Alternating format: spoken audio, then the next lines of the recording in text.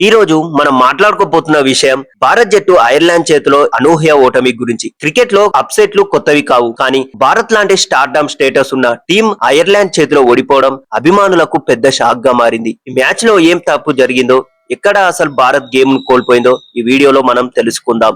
Shreyas Iyer captaincy inning కు పేలవ ఆరంభం. Ireland T20 series ను టీమిండియాతో 2-0తో కోల్పోయింది. మరోసారి బ్యాట్ తో విఫలమైన భారత్ రెండో టీ20లోనూ పరాజయం పాలైంది. తిలక్ వర్మ పోరాటం చేసినా అది వృధా అయింది. బ్యాటింగ్ వైఫల్యం వల్ల టీమిండియా ఐర్లాండ్ తో చివరిదైన రెండో టీ20లో భారత్ ఒక పరుగు తేడాతో ఓడిపోయింది. మొదట్లో ఐర్లాండ్ 8 వికెట్ల నష్టానికి 154 పరుగులు చేసింది. హ్యారీ టేకర్ 53-47 బంతుల్లో భారీ పరుగులు రాణించాడు. అరంగేట్ర ప్రేసర్ అయిన ప్రిన్స్ యాదవ్ బాగానే రాణించిన ఆ జట్టు కట్టడి కీలక పాత్ర పోషించాడు. హర్షదీప్ 2 వికెట్లు తీసి 35 పరుగులు ఇచ్చాడు. పార్ట్ టైం బౌలర్ అయిన శివం దూబే కూడా 2 వికెట్లు చేసి 25 పరుగులు ఇచ్చాడు. ఛేదనలో భారత్ మరోసారి తడబడింది. 153 పరుగుల లక్ష్యమే చేయగలగలేకపోయింది. తిలక్ వర్మ ఒక్కడే 55-46 బంతుల్లో రాణించాడు. భారత్ సంతతి ఆటగాడైన జైముంద్రా ఐర్లాండ్ కు భారీ కీలక విజయంలో పోషించాడు. విజయంతో సిరీస్ ను ఐర్లాండ్ 2-0తో చేజిక్కించుకుంది. భారత్ పై ఏ ఫార్మాట్ లోనైనా సిరీస్ నెగ్గడం ఆ జట్టుకు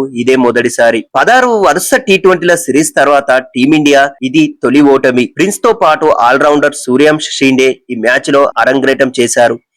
వైభవ్ సూర్యవంశీకి మాత్రం ఈ మ్యాచ్ లో కూడా అవకాశం దక్కలేదు. ఛేదనలో భారత్ తడబడింది. విధ్వంసక ఓపెనర్లైన సంజు శాంసన్, అభిషేక్ శర్మ తొలి ఓవర్లోనే డక్అవుట్ గా, మూడో ఓవర్లో కెప్టెన్ శ్రేయస్ అయ్యర్ కేవలం 10 పరుగులు చేసే వెనుదిరిగాడు. ఈ ముగ్గురిని జైముంద్రా అవుట్ చేశాడు. 5వ ఓవర్లో వచ్చిన ఇషాన్ కిషన్ కేవలం 12 పరుగులు చేసి రన్అట్ కావడంతో అప్పుడు చిక్కుల్లో టీమిండియా పడింది. ఆ దశలో తిలక్ వర్మ నిలబెట్టాడు. అక్షర్ పటేల్ కేవలం 14 పరుగులు 39 పరుగులు జోడించారు ఈ పార్ట్నర్షిప్. అతడు అవుట్ అయ్యాక దూబే 20తో కలిసి పోరాడినా ఏమి లాభం లేకుండా పోయింది. Overnight score 109. 5 వికెట్లతో భారత్ రేస్ లో నిలిచింది. కానీ తర్వాతి ఓవర్లలో హంప్రిన్ 2 పరుగులే ఇచ్చి దూబేని అవుట్ చేయడంతో హోల్డర్ ఒకే ఓవర్ లో తిలక్, షిండే ఒకట్లను వెనక్కి పంపడంతో టీమిండియా వెనుకబడిపోయింది.